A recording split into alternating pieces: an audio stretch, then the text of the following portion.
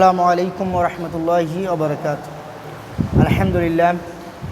الحمد لله نحمده ونستعينه ونستغفره ونعوذ بالله من شرور أنفسنا ومن سيئات أعمالنا. من يهدي الله فلا مضل له ومن يضلل فلا هادي له.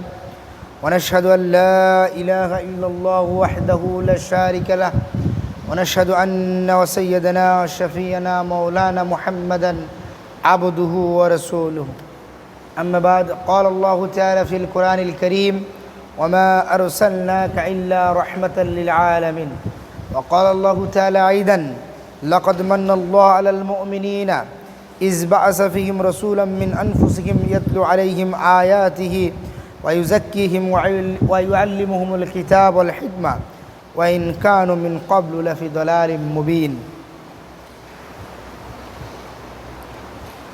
সমস্ত প্রশংসা সেই মহান রব্বুল আলামিনের দরবারে, যিনি আমাদেরকে পবিত্র রবিউল আউয়াল মাসে তার ঘর মসজিদে একত্রিত হওয়ার তৌফিক দান করেছেন। সেই মহান রব্বুল আলামিনের দরবারে শুকরিয়া আদায় করছি। সকলে বলি আলহামদুলিল্লাহ। দরুদ ও সালাম পেশ করছি সাইয়্যিদুল মুরসালিন, খাতামুন নবিয়্যিন, শাফিউল মুজনিবিন, যে নবী এই মহিমান্বিত এই মাহে রবিউল আউয়াল মাসে এই পৃথিবীতে আগমন করেছিলেন। আমাদের জন্য আলোকবর্তিকা হিসেবে, আমাদের জন্য নূর হিসেবে, আলো হেদায়েতের আলো নিয়ে যে নবী এসেছিলেন, সেই নবীর প্রতি আমরা শত কোটি লক্ষ কোটি দরুদ পাঠ করছি। সকল বলি সাল্লাল্লাহু তাআলা আলা খায়রি খালকি মুহাম্মাদিন ওয়া আলা আলিহি ওয়া আহলি বাইতিহি ওয়া সাহবিহি আজমাইন ওয়া মান তাবিআহুম বিইহসানিন ইলা ইয়াউমিদ্দিন। এই রবিউল আউয়াল মাস রাসূলুল্লাহ সাল্লাল্লাহু আলাইহি ওয়াসাল্লামের জন্মের মাস। এই রবিউল আউয়াল মাস আমাদের জন্য অত্যন্ত বরকতময় এবং গুরুত্বপূর্ণ একটি মাস। তো এই মাসে, এই রাসূলের জন্মের মাসে আমাদের রাসূল সাল্লাল্লাহু আলাইহি ওয়াসাল্লামের প্রতি কিছু করণীয় আছে। অর্থাৎ যে মাসে আমাদের নবী সাল্লাল্লাহু আলাইহি ওয়াসাল্লাম আগমন করলেন, ওই মাসে তার জীবনী জানা এবং এর আলোকে আমাদের কিছু গুরুত্বপূর্ণ দায়িত্ব আছে, করণীয় কাজ আছে। সে বিষয়ে আমি আজকে সামান্য কিছু আলোচনা করব।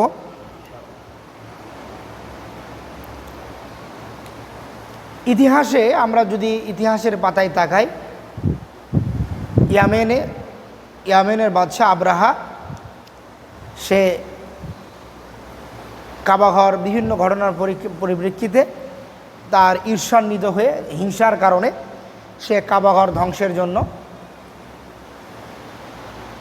মক্কার অভিমুখে রওনা দেয় এবং একটি পর্যায়ে বিভিন্ন ঘটনার পরিক্রমায় আল্লাহ রাব্বুল আলামিন আসমান থেকে ঝাঁকে ঝাঁকে পাখি পাঠিয়ে দেন এবং এদের মুখে পায়ে পাথর এনে তারা এই পাথরটা আবরাহার বাহিনীর উপরে বর্ষণ করে, যার ফলে কোরআনে আল্লাহ বলেছেন যে প্রাণীরা বা গরু যখন কোনো ঘাস চিবানোর ফলে যে তৃণ এক ধরনের ভূষীভূত অবস্থা হয়ে যায়, এরকম অবস্থায় তার বাহিনীকে করে দিয়েছিলেন।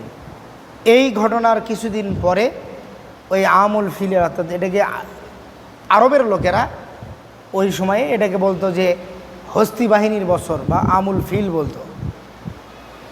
ওই বছরেই আমেনা গর্ভে কিছুদিন পূর্বে যিনি তার স্বামীকে হারিয়েছিলেন, আবদুল্লাহ, এই গর্ভে রাসূল সাল্লাল্লাহু আলাইহি ওয়াসাল্লাম শবে সাদিকের সময়ে পৃথিবীতে আগমন করেন। এই আগমনের, এই যে রাসূলুল্লাহ সাল্লাল্লাহু আলাইহি ওয়াসাল্লাম পৃথিবীতে আগমন করলেন, এই সময়ে আল্লাহ রাব্বুল আলামিন কিছু অলৌকিক ঘটনা তিনি সংঘটিত করেছিলেন। বিভিন্ন সিরাতের গ্রন্থে এবং কিছু কিছু সিরাতের গ্রন্থে, এটা খুব দুর্বল রেওয়ায়াতেও এ ধরনের কিছু পাওয়া যায় যে আল্লাহ রাব্বুল আলামিন জান্নাতি 4 জন মহিষী নারীকে সে সময় রাসূলের মায়ের কাছে পাঠিয়েছিলেন এই গর্ভের প্রসবের সময়। তারপরে যখন তিনি ভূমিষ্ঠ হলেন, ভূমিষ্ঠ হওয়ার পরে রাসূলুল্লাহ সাল্লাল্লাহু আলাইহি ওয়াসাল্লামকে নিয়ে কিছু সময়ের জন্য ফেরেশতারা এই পুরো জমিনের, পৃথিবীর পূর্ব, পশ্চিম, উত্তর, দক্ষিণ সকল সৃষ্টি জীবের মাঝে রাসূল সাল্লাল্লাহু আলাইহি ওয়াসাল্লামকে দেখিয়ে এনেছেন এবং এটা আল্লাহ রাব্বুল আলামিন সমগ্র সৃষ্টি জীবের কাছে রাসূলের আগমনী ধারা তিনি দিয়েছেন। কিন্তু দেখেন এই যে রাসূলুল্লাহ সাল্লাল্লাহু আলাইহি ওয়াসাল্লামের আগমনের সময়ে একবারে জন্মের পূর্ব মুহূর্তে পৃথিবীর বড় বড় যেই সাম্রাজ্যগুলোর পতন হয়ে গিয়েছিল, সর্বশেষ একটু ছোটোখাটো শক্তিশালী ছিল আব্রাহা, সেই বাহিনীকেও আল্লাহ এই কাবা ধ্বংসের প্রাককালে তিনি তাদেরকে ধ্বংস করে দিয়েছিলেন। আজকে আমরা পৃথিবীতে কোটি কোটি মুসলমান, কিন্তু তারপরও দেখা যাচ্ছে পৃথিবীর বিভিন্ন প্রান্তে মুসলমানেরা অত্যাচারিত হচ্ছে, আমরা সেখানে কিছুই করতে পারছি না। বা আমরা অনেক সময় বলতেছি যে এই যে আল্লাহ আপনি আবার আব্রাহা পাঠান, বাইতুল মুকাদ্দাস লক্ষ লক্ষ নবীর স্মৃতি বিজড়িত জায়গা, সেই মেরাজের রাত্রে স্বয়ং রাসূলুল্লাহ সাল্লাল্লাহু আলাইহি ওয়াসাল্লাম যেখানে সকল নবীদের নামাজের ইমামতির মাধ্যমে সাইয়্যিদুল মুরসালিন উপাধি পেলেন, সেই মসজিদটাও আজকে মুসলমানরা দখলে নাই, তাদেরকে অনুমতি নিয়ে গিয়ে সেখানে নামাজ আদায় করতে হয়। কিন্তু আমরা যদি দেখি ওটা এমন একটি সময় ছিল আব্রাহার সময়, ওই সময়টা কোনো মুসলমান পৃথিবীতে ছিল না। দিনে হানিফের অনুসারী ছিল হাতে গোনা কিছু লোক, যারা ইব্রাহিম আলাইহিসসালাম থেকে ঈসা আলাইহিসসালাম এই যে ধর্মের অনুসারী ছিল, একবারে এখানে হাতে গোনা কিছু লোক ছিল। এই যে মুসলমানবিহীন অবস্থা আল্লাহ তখন তার ঘর রক্ষার জন্য পাঠিয়েছেন। কিন্তু আজকে কোটি কোটি মুসলমান, এই মুসলমানদের দায়িত্ব ছিল এগুলোকে রক্ষার জন্য এগিয়ে যাওয়া, কিন্তু আমরা আমাদের ইমানের দুর্বলতার কারণে এটা করতে পারছি না। এখন আল্লাহ রাব্বুল আলামিন যখন রাসূলুল্লাহ সাল্লাল্লাহু আলাইহি ওয়াসাল্লামকে এই যে দুনিয়ায় পাঠালেন, দুনিয়ায় পাঠানোর পরে কি কারণে পাঠালেন, আল্লাহ রাব্বুল আলামিন পবিত্র কোরআনের বেশ কয়েকটি জায়গায় এই বিষয়ে তিনি উল্লেখ করেছেন। সেটা কি? সূরা আম্বিয়ার 107 নম্বর আয়াতে আল্লাহ রাব্বুল আলামিন বলেন, ওমা আরসালনাকা ইল্লা রাহমাতাল লিল আলামিন, আর আমি আপনাকে সমগ্র সৃষ্টি কুলের জন্য রহমত হিসেবে পাঠিয়েছি। রাসূলুল্লাহ সাল্লাল্লাহু আলাইহি ওয়াসাল্লামের পুরো জীবনী, তার জীবনী শুরু থেকে শেষ পর্যন্ত আমরা যদি দেখি, আমরা ওই ওহীর নাজিলের যে ঘটনা, রাসূলুল্লাহ সাল্লাল্লাহু আলাইহি ওয়াসাল্লাম যখন জিবরাইল আলাইহিস সালামের সাথে হেরা হয়ে ওহী দিলেন, তিনি কিছুটা ভীত সন্তুষ্ট হয়ে বাড়িতে এসে যখন খাদিজা রাদিয়াল্লাহু তাআলাকে বললেন যে আমাকে কম্বল দ্বারা আবৃত করে দাও, তখন খাদিজা রাদিয়াল্লাহু তাআলা যেটাকে সান্ত্বনা দিলেন, সান্ত্বনা দিয়ে তিনি তাকে কি বললেন যে আসলে আপনি এমন একজন ব্যক্তি, তিনি কি করেন, আপনি ইয়েতিমদেরকে বাড়িতে আশ্রয় দেন, আপনি অসহায় ব্যক্তিদেরকে খাবার দেন, অর্থ সম্পদ দান করেন, আপনি মুসাফিরদেরকে সহযোগিতা করেন, খাবার দান করেন। তো এত ভালো কাজ করেন আপনি, আপনাকে আল্লাহ কী করবেন না, কোনো ক্ষতি আল্লাহ আপনার করতে দেবেন, আল্লাহ আপনার কোনো ক্ষতি করবেন না। তার মানে নবুয়তের দায়িত্ব পালন করার পূর্বেও রাসূলুল্লাহ সাল্লাল্লাহু আলাইহি ওয়াসাল্লামের মধ্যে এমন কিছু গুণ ছিল যেটা কি মানুষের উপকারে লাগতো, মানুষের জন্য তিনি রহমত হিসেবে ছিলেন। আর নবুয়তের পরে, নবুয়তের দায়িত্ব যখন তিনি পালন করা শুরু করলেন, তারপরে দেখেন একটা পশু, এটারও কোনো ধরনের সমস্যা হচ্ছে কি না এই বিষয়ে রাসূলুল্লাহ সাল্লাল্লাহু আলাইহি ওয়াসাল্লাম কী করতেন, তিনি খেয়াল রাখতেন যে একটা উট সে কোনো কষ্ট পাচ্ছে কিনা, দীর্ঘ সময় তাকে কাজে রাখা হচ্ছে কিনা, একটা ঘোড়া দীর্ঘ সময় এসে থাকছে কিনা, এই বিষয়েও কিন্তু রাসূলুল্লাহ সাল্লাল্লাহু আলাইহি ওয়াসাল্লাম কথা বলেছেন। আপনার মানুষের সাথে তো ভালো ব্যবহারের বিষয় আছে, একটা পশু প্রাণী, এমনকি আমরা সিরাতে দেখি যে একটা গাছের একটা গাছ, এটাকেও যাতে কোনো মানুষ কী না করে, কোনো ধরনের কষ্ট না দেয়, এই বিষয়ে রাসূলুল্লাহ সাল্লাল্লাহু আলাইহি ওয়াসাল্লাম কী করেছেন, সমগ্র এই জন্যই আল্লাহ যে এখানে বলেছেন রহমাতুল লিল আলামিন, মানে সমগ্র বিশ্ব এবং বিশ্ব চরাচরের মধ্যে যা কিছু আছে সবগুলোর জন্য রাসূলুল্লাহ সাল্লাল্লাহু আলাইহি ওয়াসাল্লাম কী ছিলেন, রহমত ছিলেন। কারণ সকলের অধিকার রক্ষার জন্য তিনি কি করেছেন, কথা বলেছেন। এরপরে আল্লাহ রাব্বুল আলামিন এই নবী রাসূল, বিশেষ করে আল্লাহ রাসূল সাল্লাল্লাহু আলাইহি ওয়াসাল্লাম যে আল্লাহ রাসূল সাল্লাল্লাহু আলাইহি ওয়াসাল্লামকে যে পাঠালেন, এটার একটি অন্যতম একটি উদ্দেশ্য আল্লাহ বললেন কি, লাকাদ মান্নাল্লাহু আলাল মুমিনিনা ইয বাআসা ফীহিম রাসূলাম মিন আনফুসিহিম ইয়াতলু আলাইহিম আয়াতিহি ওয়া ইউযাক্কিহিম ওয়া ইউআল্লিমুহুমুল কিতাব ওয়াল হিকমা। যে আল্লাহ বলতেছেন মুমিনদের সৌভাগ্য এইটা যে আমি তাদের মধ্যে থেকে তাদের কাছে রাসূল পাঠিয়েছি, তিনি কি করবেন, তাদেরকে আল্লাহর কিতাব শিক্ষা দেবেন, তাদেরকে তাজকিয়াতুন নফস, তাদের আত্মার পরিশুদ্ধি শিক্ষা দেবেন, তাদেরকে হিকমত শিক্ষা দেবেন, এবং এগুলোর মাধ্যমে কি করবেন, তারা যে পূর্বে দলালাতের উপরে ছিল, পথভ্রষ্টতার উপরে ছিল, ওয়াইন কানু মিন ক্বাবলু লাফি দালালিম মুবিন, এই যে তারা যে পূর্বে সুস্পষ্ট পথভ্রষ্টতার উপরে ছিল, এখান থেকে আল্লাহ তাদেরকে ফিরিয়ে আনার ব্যবস্থা করবেন। এবং দেখেন এই যে রাসূলুল্লাহ সাল্লাল্লাহু আলাইহি ওয়াসাল্লাম ইতিহাসের সিরাতের গ্রন্থগুলোতে তার জন্ম তারিখ নিয়ে একটু পাওয়া যায় যে কেউ বলেন 12 তারিখ, কেউ 9 তারিখ, 8 তারিখ। তবে এটা সবচেয়ে সংখ্যাগরিষ্ঠ মত হচ্ছে 12 রবিউল আউয়াল তিনি জন্মগ্রহণ করেছিলেন। আবার তার মৃত্যুর যেই ডেটটা এটাও পাওয়া যায় যে কি 12 রবিউল আউয়াল এটা তিনি এসেছিলেন। আবার কেউ বলেছেন যে না এটি তো 12 রবিউল আউয়াল তার দাফন হয়েছে। যাই হোক, এখানে আমরা যেহেতু স্বতঃসিদ্ধভাবে আমরা এটা আমল করে আসছি 12 রবিউল আউয়াল, এবং এটাই সংখ্যাগরিষ্ঠ মত। তো রাসূলুল্লাহ সাল্লাল্লাহু আলাইহি ওয়াসাল্লাম তিনি আমাদের জন্য আসলেন, আমাদেরকে শরীয়ত শিক্ষা দিলেন, আমাদের জন্য তিনি আলোকবর্তিকা হিসেবে আসলেন। কারণ এখানে আমাদের কিছু করণীয় আছে। করণীয়টা কি? করণীয় হচ্ছে আমরা এই যে সূরা নিসায় আল্লাহ বলছেন, মান ইউতিউর রাসূল ফাকাদ আতা আল্লাহ আমান তাওয়াল্লা ফাআম্মা আরসালনা আলাইহিম হাফিজা। কেউ রাসূলের আনুগত্য করলো তবে সে আল্লাহরই আনুগত্য করলো।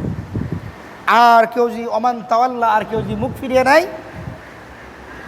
ফাআম্মা আরসালনাকা আলাইহিম হাফিজা, আল্লাহ বলতেছেন যে আপনাকে তো আমরা তাদের উপরে তত্ত্বাবধায়ক করে পাঠাইনি যে আপনি ধরে ধরে তাদেরকে কী করবেন, এই নিয়ে আসবে। আপনার কাজ হচ্ছে তাদেরকে দাওয়াত দেওয়া, তারা আপনার আনুগত্য করবে।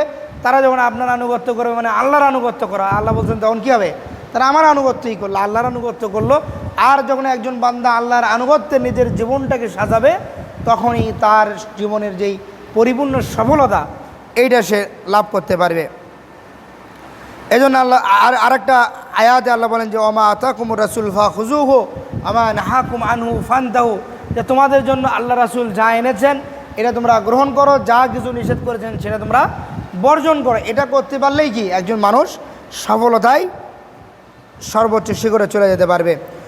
আবু হুরায়রা থেকে একটি হাদিস উল্লেখ আছে যে তিনি রাসূলুল্লাহ সাল্লাল্লাহু আলাইহি ওয়াসাল্লাম বলেছেন যে আমার উম্মতের সকল লোক জান্নাতে প্রবেশ করবে, কিন্তু যে অস্বীকার করেছে সে যেতে পারবে না।